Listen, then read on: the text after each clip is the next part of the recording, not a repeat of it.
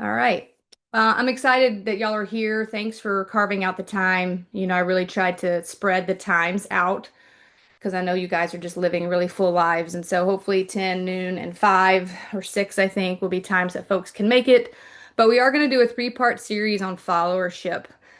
When you kind of saw this on the syllabus, like as a module, what were kind of the first things you thought about when you heard followership in a leadership course? Anybody have any synonyms that they associate with following? Told you I was going to ask you.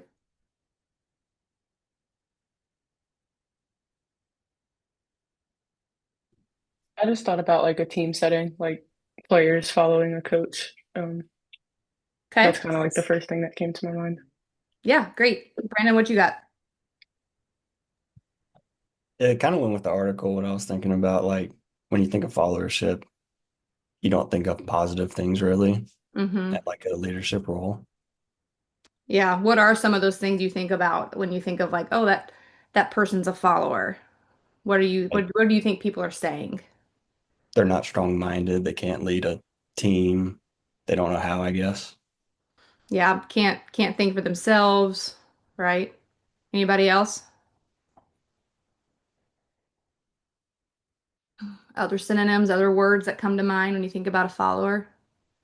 I think when I thought about it, it was more along the lines of like how the leader should be leading the follower instead of like the article's perspective was more of like what the follower, like feels they should be and all that kind of stuff. And I think I was thinking of it from the leadership standpoint of like what is the follower looking for? So that was kind of my perspective on it. Yeah, and that's a great point, Hannah. So, like, I went to a conference this past summer in San Diego, and the guest speaker, there's kind of like two schools of thought around this leader-follower dynamic from a research standpoint. Where does the responsibility lie? Does it fall to the leader to find the types of follower that fit their leadership style and then develop the follower, or is it the follower's responsibility to know himself or herself and then go out and find the type of leadership and then to help develop the leader. So there's two schools of a school of thought there. So I think that's a really great point to bring up. Um, so like my love for this started when I was writing my dissertation. I was doing a leadership curriculum with middle school girls. And one of the girls walked in with one of those shirts, and I'm sure you kind of seen, if not a shirt, something, right? That's like, be a leader, not a follower, right? You've probably everybody's heard that. And I'd seen it so many times before that moment, but as I'd kind of been studying leadership, I really thought like, wow, like that's a really bad message, you know? Instead of like, don't be a leader, don't be a follower. Well, what if that person wants to be a follower? What if that person has no interest in ever leading? Like our 8-year-old is a follower. Like peer pressure is a major concern for us as he goes through his little life, right? And so we're raising someone like knowing that about him. And he's never going to be the one who wants to be the line leader or the decision maker who's going to decide what they do on a Saturday night. And so I feel like that's helpful information. And so I just became really interested between my dissertation and now having a son like that on how do we make better followers, right? So I did send you, the other reason I kind of like this is in our world of social media. And if any of you work with your teams, like this is also stuff that you can use with them. But it's no surprise, like if you pulled up your social, whatever that is that you're on, right? And you looked at the people you followed and the people that are following you, like I could just pull that up and I would know things about you right away, right? Like what would be some like for me, I ordered the Taylor Swift album as soon as she announced it, right? Like you would know the type of music that I like based on who I follow on social. What would be something that maybe I would learn about you?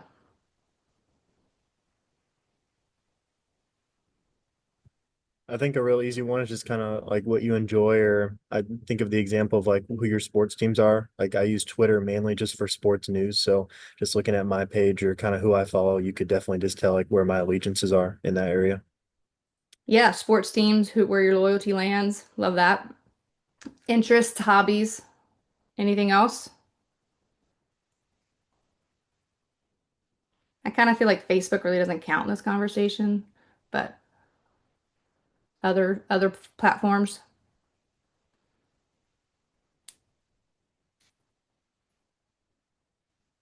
Come on, one I feel more like for person. TikTok, there's like a big that's more of like hobbies. So like if you have an interest in books or cooking or like your hobbies and interests, I feel like that's what people like to follow on like TikTok to scroll and doom scroll. Yeah, you like being in the kitchen, right? I Hmm. follow a bunch of fitness people, especially for women over Hmm. 40, right? Like so you would know things. Like so again, like speaking to the power of following and what that means to us. And hopefully, and I don't know if y'all do this with your socials, but like I occasionally will go through and like I'm not that person I was 5 years ago when I started following this person. I don't even know who this person is anymore, right? And it's not like cancel culture or anything like that, but it is like this is no longer relevant to the life I'm in now, right? And so being mindful of who you're following and paying attention to who's following you, I think there's power in that because it is part of our identity, our identity as people. So the article, who was able to kind of at least skim it or look at it? This is not for, okay. So reactions to that, anything, takeaways after you read it? This was written in 1988, which I also think is very interesting because followership is just really now gaining a lot of steam from a research standpoint. But like this was written, I mean, I was 8 years old. Y'all were probably not born, but like a long time ago, right? So what do you think about it? I thought it was cool that it like did focus on the idea of the follower like being just as important as the leader and like how it is that reciprocal kind of thing. Like it you need both to kind of work together as a whole. Yeah, we're gonna get into that in part two, but like, obviously there's a clear-cut answer for this example, but like Michael Jordan, Scottie Pippen. Does Jordan win without Pippen? I think most of us would classify Jordan as the leader, especially after watching Last Dance. But without Pippen, does he get all those rings? And there are other examples, and we'll get into that, but that's a great point. Like viewing the leader and the follower as equals on the same plane, for sure. Anything else? I think how like you can't like all followers aren't in one category. I think they were talking about the assessments of each follower, how there's different types, and you still have to like learn that like one might be more like numbers based or pragmatic. And then I think the others like there are passive leaders and then I mean passive followers and then there's also like followers who are like stars. So they're still different. It's not just like you're a follower and that's the category. Yeah, back to kind of what Brandon was saying at the beginning. Like we think of followers and we think of like these weak, passive, sheep-like people who can't make decisions on their own, have to be led to the water, right? And those types of followers are out there. And I think what Kelly is saying and some other articles that you'll read is if we are doing a good job and paying attention to the people we're responsible for and having some development around followership, then hopefully those folks aren't staying in that quadrant of that grid for too long, right? Hopefully we're able to teach some better followership skills that get them out of that sheep category. Does that make sense? Does anybody else have anything? So, like this article, they kind of shared the four qualities of effective followers, right? Followers that can manage themselves really well, can self-regulate. So, to me, when I hear self-management, I hear like, oh, this person's really self-aware. They know themselves really well. They know then when they get off a little bit and they can get themselves back. They can manage their day. They don't have to be micromanaged. I can give them something and they can go and do it, right? And bring it back to me. Um, then I think about, okay, they're committed, right? And so maybe this person has a personal attachment to what the organization's mission is. They're committed to the cause. They're committed to the goal. They're committed to what we're about, right? So there's something that kind of like transcends just I'm here for work. I'm here just to do a job. It goes a little bit above that. Like I'm here to practice and just I hate the whole like grind it out, even though I know sometimes we have to do that or fake it till you make it. Like No, they're there because they want to be there and they've chosen to be there and they understand the significance of what that choice means. They build their competence. Okay, so they're a competent person. So kind of back to that follower we talked about of being weak and, sheepish, don't have a mind of his own. This is a person like the effective follower, something who knows what they're doing. They've acquired a skill, they've developed a skill, they've studied, right? They've gotten better, personal development, professional development, and then last, they're courageous, honest, and credible, which to me, when I read that, I think of like these are really bold people. They're capable of being bold when they need to be bold. Um, I have a couple other books here, but I didn't pull them out. There is a book, if this really interests you, called Courageous Followership, and the other one's called Intelligent Disobedience, and it's by the same guy. His name's Ira. But those are really interesting reads. So this idea of followers having to be courageous when something's going wrong, you say something. Maybe those people sometimes get called whistleblowers. That's a conversation for another class. But they see something, they say something. If the leader is doing something unethical or maybe taking the team down a path it doesn't need to go on, they have a willingness about them to intelligently disobey, based on the title of that book. So, what do y'all like? What do y'all think about these followerships? You think it's pretty solid list? Do you think that something's missing? Do any of these kind of speak to you with where you're at, on your journey? Because I know a lot of you are just are starting out.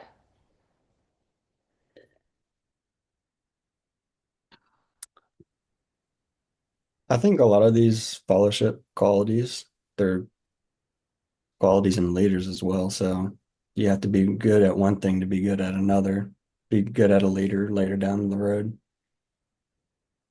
Yeah, I think you're absolutely right. I think there's a ton of overlap, right? And so let's just ask, I wasn't planning on this today, but I'm curious. What would you say then? Because I know I have my ideas. What would you say then are the things that separate someone in a leadership position or a leader from someone in a followership position or a follower? I'd say at least one thing is like the decisions are like the fallback kind of goes to the leader. So it's although I'm in, again because I'm in a GA and like coaching position, the leader, so the head coach is kind of what who everyone looks to based on like decisions and stuff, even though some of the followers also might be making day-to-day decisions. So he has to like, think about he has more to think about than just himself. And he's like the whole program is looked at for him. So he represents everybody. Um, so I feel like for followers, there's less pressure um, in that aspect. Yeah, so I hear you saying like the type of decisions that are required by the two to make, like maybe the leader has more grander scale, bigger picture, where the followers may be on a daily task, Mhm. day to day kind of decisions, right? But how both impact the other. Mhm. Okay. Anybody else? I Uh, think like whether things are going right or things are going wrong, the credit will always usually fall heavily on the leader, or the blame. So I think there's just a level of humility that, might come with being a leader that isn't necessarily needed as a follower, just because, if you're, doing something really well or your team's not doing something really well, like usually the credit or the blame will fall mostly on the leader. They're more in the public eye and they can take blame or, or then pass the credit on if it's going well. So I think there's just a level of humility that might be needed a little bit more for someone in a leadership role versus those underneath them. Yeah, I think that's great. I think, the failures and the wins and the losses for the leader are very public, right? The wins and losses of a follower probably oftentimes just stay in the room where it happened. Yeah, so that's a great point, Nick. All right, Hannah and Abby, y'all unmuted yourselves. Go ahead. Yeah, I was just gonna say the same thing of like when times are tough or like something goes bad or you lose a game or something, I feel like that's the biggest difference is because then they have to take the blame or how are we gonna get out of this situation or that's when a leader would step up. Okay. Yeah, it falls on me, right? If it that you hear a lot of leaders say, if this goes well, it's on my people, right? And if it goes wrong, that those are on my shoulders. Yeah, I was just gonna say like base it off what the article said about what the followers need from their leaders, and it was more of like they need a like someone who can give them clear and direct goals, but also kind of give them like constructive feedback. So being able to just provide that and then coach them through it, I think is what kind of separates the leader and the follower. Yeah, I think that's a big one. I think the leader's responsible for casting the vision. Like you're the one who has the vision. You see it. You know where you want yourself and the group to go. So you have to cast it, and you have to check in and make sure you're staying on the path and that path hasn't derailed, right? I think that's a big distinction between leaders and followers. Like the leader is setting the goal that the followers are then buying into, right? And working together alongside to complete. All right, good. So for this first talk, I kind of want to just give you like my big five reasons why I think followership's important. And at the end of this, I'm going to give you a chance to kind of talk. There are six of you, so we'll go. Nope. Is that right? Yep. Okay. There are six of you. So I'll put you in two groups of three, little breakout rooms just for y'all to discuss, and then we'll share some stories, and that'll wrap it up. So the reason why I love, and some of them we've already touched upon, okay? The first one is learning to follow teaches us how to lead. And someone's already brought that up, Brandon. I think it was you. I have a LLC on the side where I do some consulting, and it's called Go Follow Lead, and it's called that because go is learning to lead yourself really well. Follow, um, figuring out how to follow and being the best follower you can be, and then you move up into that leadership role. Because I completely agree with this. I think back to that list, all those attributes could be said for really good leaders as well. So learning to follow well teaches us how to lead well. I think it's a really important step. I was actually one time in the airport and I had on my Go Follow Lead shirt, like I was traveling to see a client, and this older gentleman came up to me and he's like, "You got that wrong. You need to just put lead at the top." And I was like, "Buddy, this is exactly why I have it written the way that it is." So to me, it's a process. It's a development, a leadership development process. Emphasizing followership gives everyone a role on the team. So a lot of times what I found working with teams is they wanted to like, oh, here are captains, and now there's the responsibility, and now I'm off the hook, and I don't have to do anything anymore, right? And so like emphasizing followership gives everybody responsibility in the direction of the team. You're not just be able to do your own thing because you're not a captain or you're not a senior or you're not a fifth year, right? You're also responsible. And what we'll learn about, I think, in part three is exactly how followership can make a movement happen or completely derail one, right? Followership can be the spark that starts something that no one ever saw coming, or it can be something that completely takes the train off the tracks. And so I think it's important to talk about followership because maybe those two people on your team of 15 are your captains, but what about the other 13? Not everyone wants to be a leader or should be. We kind of talked about this at the beginning, but I think there are a lot of people who are just not interested ever in being in a leadership role. They don't want that for themselves. I have a lot of good friends who, coming up through the coaching ranks are just like, yeah, I want to be the top assistant. Like that's good quality of life. I'll make a good salary. I'll have the lifestyle that I want. But I don't want that hot seat. I don't want that head coach office, right? They don't want to be that final end all be all decision maker, kind of like y'all talked about. They don't want to be the one responsible for casting the vision, right? So they don't want it. And then some people really just shouldn't be. I think you could probably think of some folks who maybe you've been under their leadership and they shouldn't have been a leader in the first place, right? But I do believe, and you can agree or disagree with me, and maybe we can talk about this after I get through these five things, but not everybody should be a leader. I do think there are skills and a personal desire that has to be present for someone to really take on everything that being a leader requires of them. Without followers, there would be no movements. We'll talk about this more. But again, a leader just out there doing something is just a person, right? Like a leader is not a leader until they have someone who follows them, someone who they're influencing, right? We love that word now. right? But without a follower, like what's that person getting done all by themselves, right? And then everyone leads and follows and then leads at some point. So what do I mean by this? I mean that even your current boss right now, right? Like I'll think of like Mike Godfrey, right? Who has anybody had who's had Mike for a class? Okay. If you haven't, you will. But Mike is the chair of our program. He's our program coordinator. Well, he's my boss, right? But then he has a boss, right? So Mike's leading me, but then he's also being led. And so I think it's important to talk about effective followership because even if we find ourselves like a CEO is still reporting to a board, right? There's checks and balances. So being able to do both, right, depending on what that moment's requiring you is really important.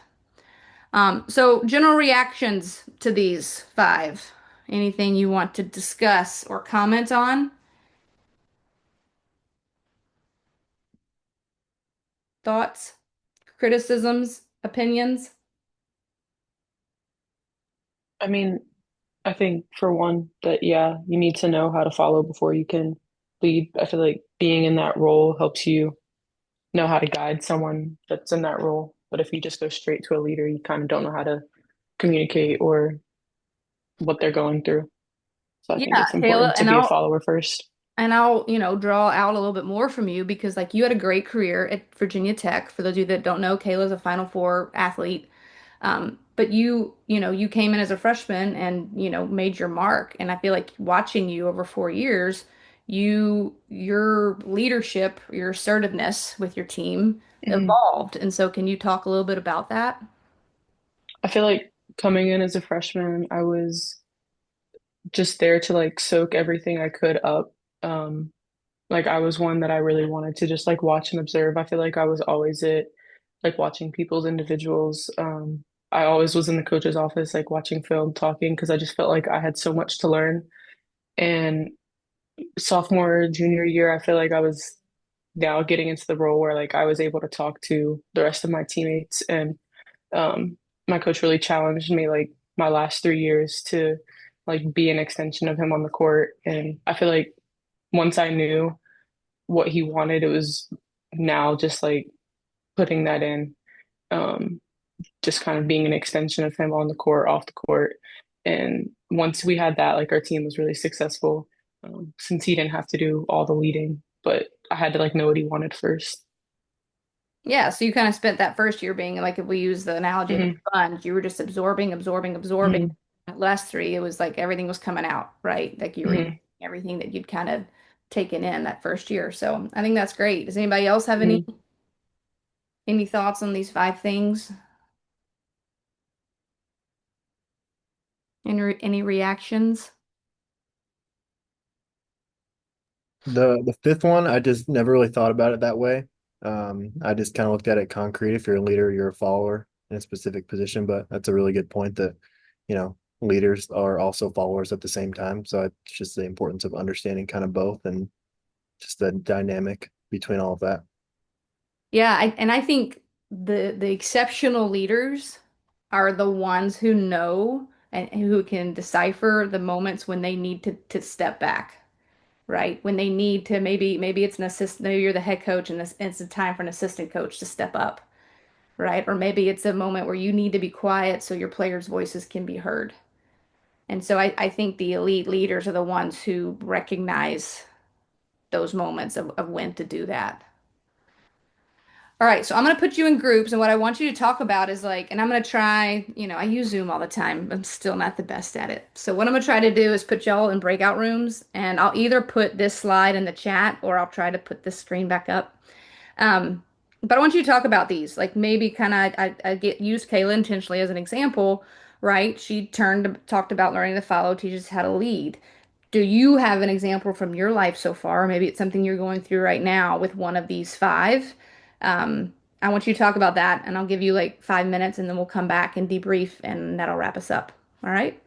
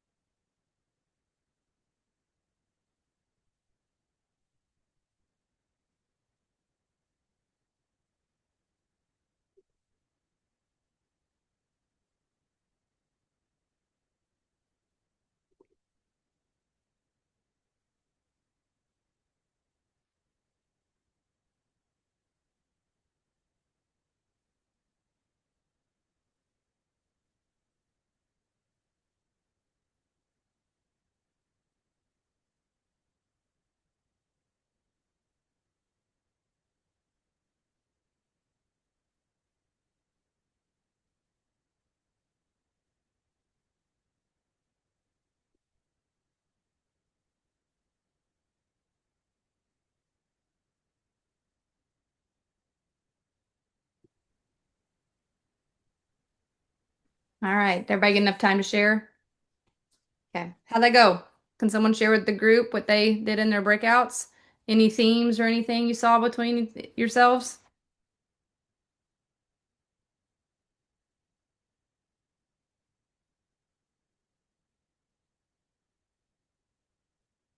Come on.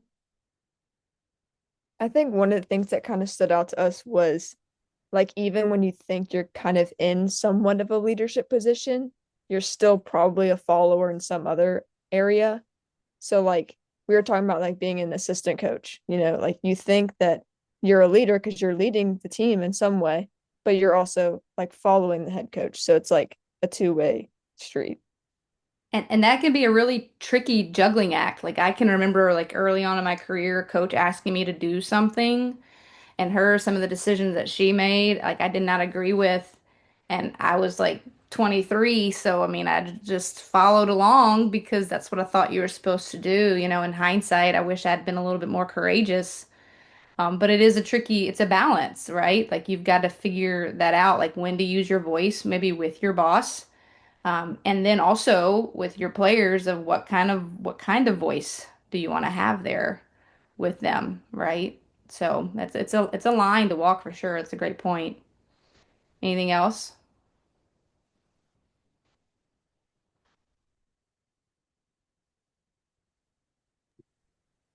I believe Ryan brought this up. Like when you're in that assistant coach's position, a lot of the players are still going to go to you because the head coach might not be available at most of the times, and you would be. So you're going to be still leading in that aspect towards the players. Yeah, and in that incident, like if they're coming to you, like it's your responsibility to be an extension of the head coach while still being yourself, right? And figuring out how to do both of those things at the same time is something you have to figure out.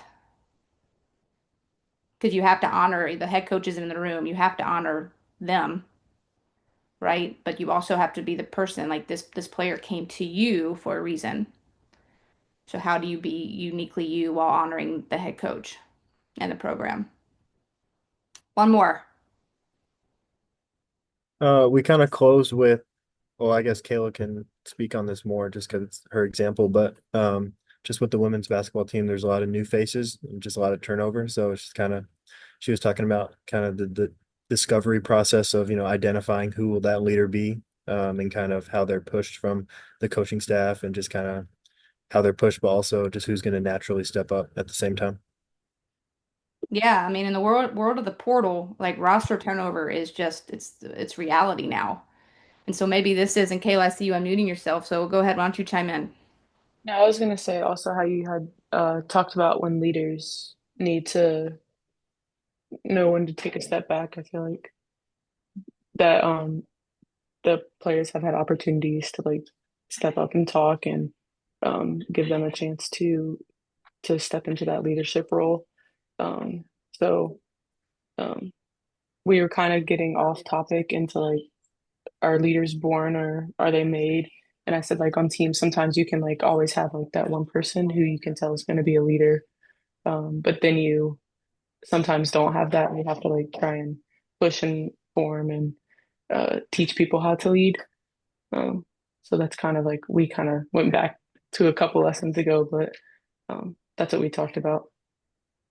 Yeah, that is a debate for the ages, right? I mean, I think Hmm. both are equally true. I think that some are born inherently that are just these individuals that folks are drawn to and can just command a room, right, and have a presence. And Hmm. then there's some people who really dig in their heels and just get better at it over time.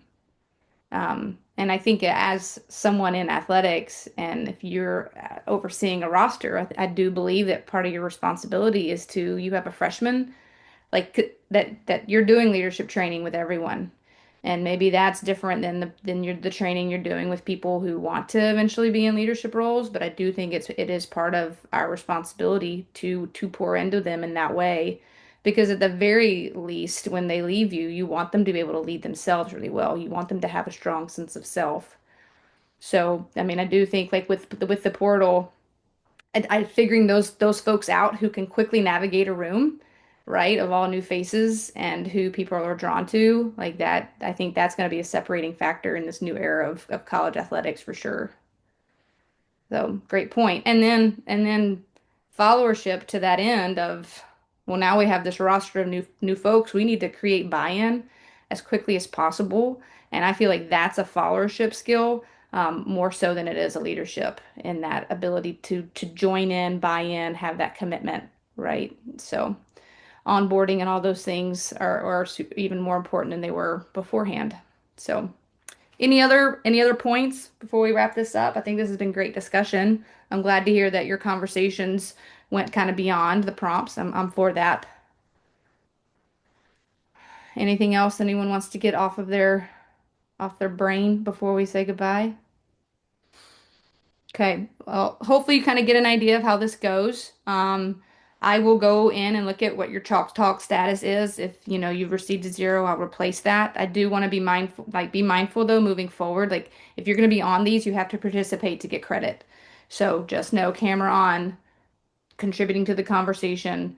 And I think we're good. So the next one is Thursday at noon. If you can make that, great. If not, check out the recording. But hopefully this has been helpful. A question about the if we didn't miss one, does this count as number 4, or are we still watching another Chalk Talk No, for the this fourth will, one? if you have a 0 from 1 through 3, this would count to replace one of those. If you haven't done 4, but you've done 1 through 3, I'll put this for your fourth grade. Okay. All right. Sound good? Mhm. All right. Unless anyone else has anything, I think we're good. Thanks, y'all. Bye. Thank you. Thank you.